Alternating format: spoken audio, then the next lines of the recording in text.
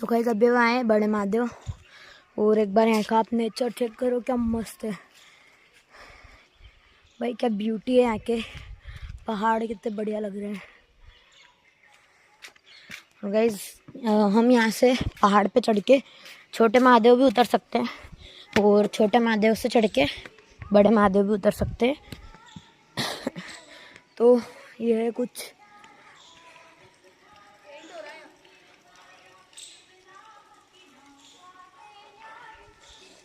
तो गाइस ये कुंड जो कि पूरा भरा हुआ रहता है एक टाइम पे, पर अभी ठंड का टाइम चल रहा है तो ये अभी सूख चुका है पूरा।